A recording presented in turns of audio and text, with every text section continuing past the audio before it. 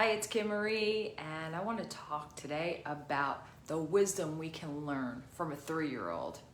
So I love spending time with my grandson. He's amazing, and I want to share some of the wisdom that I learned from him. One is his level of presence. I talked yesterday about being present.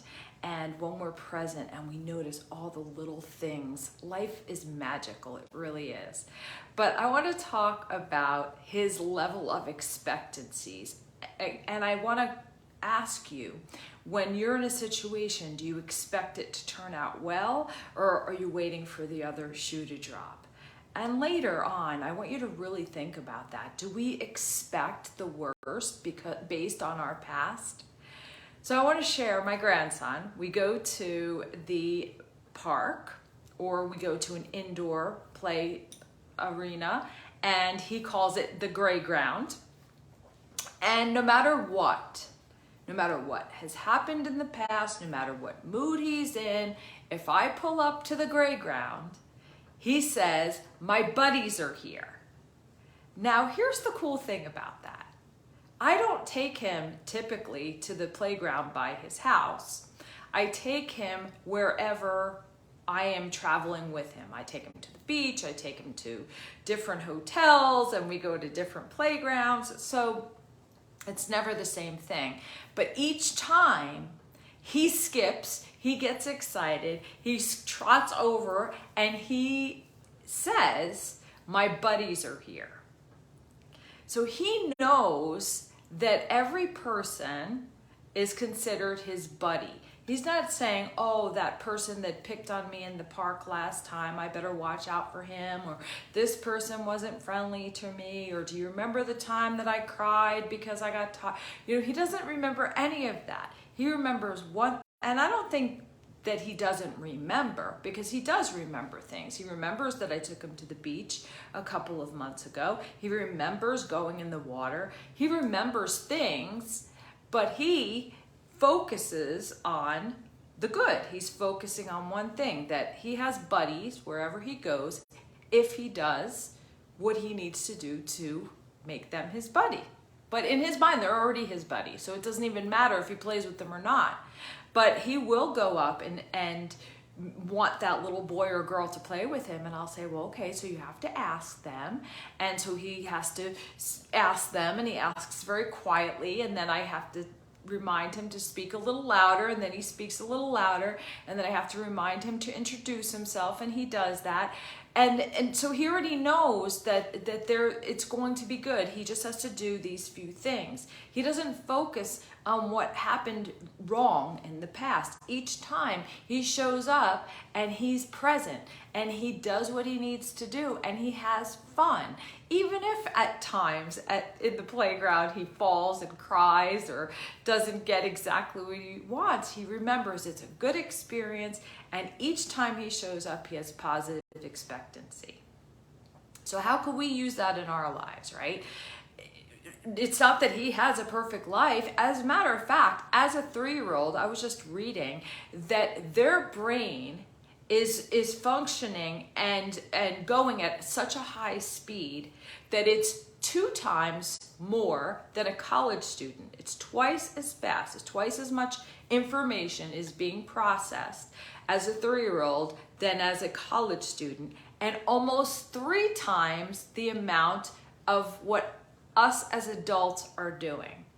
And the other thing I want to say is that as a 3-year-old, the part of the brain that is being developed is the one that is really shaping who they are, right? It's shaping belief systems. It's shaping their cognitive behavior and how they're learning.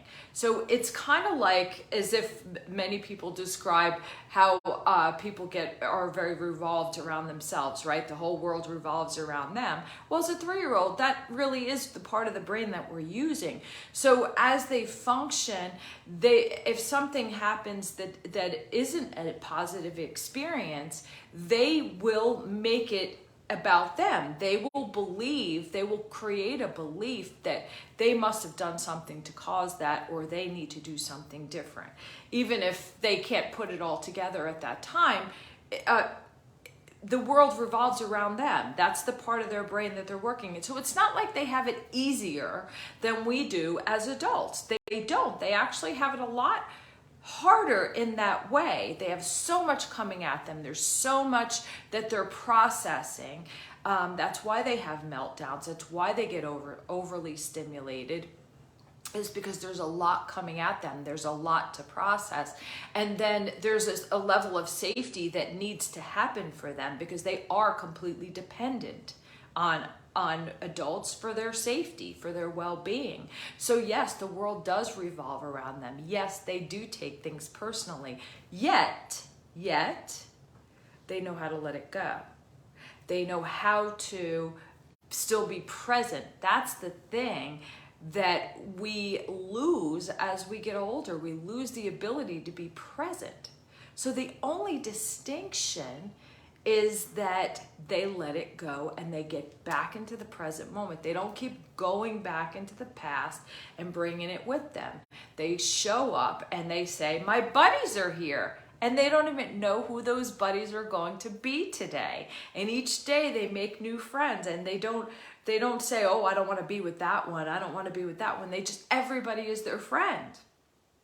So what can we take from that? Do we go into situations and say, oh, I already know what they're going to say, so I'm not going to open my mouth. I'm not going to blah, blah, blah. I'm not going to have a conversation.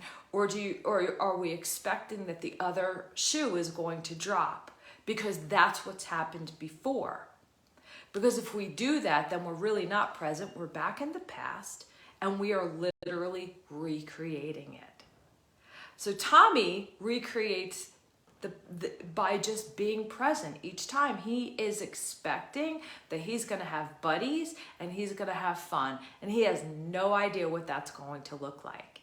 Now, I do a lot of work, and it's not really inner child work in the form of therapy, although some of it is similar. I do like connecting with the child inside, and I do like using the 3-year-old, the one who has created those beliefs.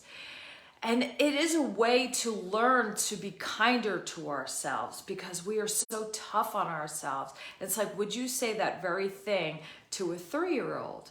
And a lot of times we think we have to go back and heal the 3-year-old. And it's funny, because I think it's the other way around. It's not that when we connect with the 3-year-old that we have to go back and heal the 3-year-old, other than just connecting with that essence of who you are heals you. But it's that when we connect with that 3-year-old, it heals the illusion that we've created as adults. It brings us back to our essence. It brings us back to our heart and soul. It brings us back to our innocence and positive expectancy. And it takes all the clouds, all the muck that we've taken with us on this adult journey, and it pushes it away and gets you back in the present moment, where we can create a positive experience no matter what is going on around us. So I say, plug into your 3-year-old, and even if you've had a bad experience, have positive expectancy. Say, hey, you know what? My buddies are here. It doesn't matter what it's going to look like. Like I said, it doesn't matter. Just show up, present, show up for possibility, and show up in the belief that something good can happen. Have an amazing day. Bye-bye.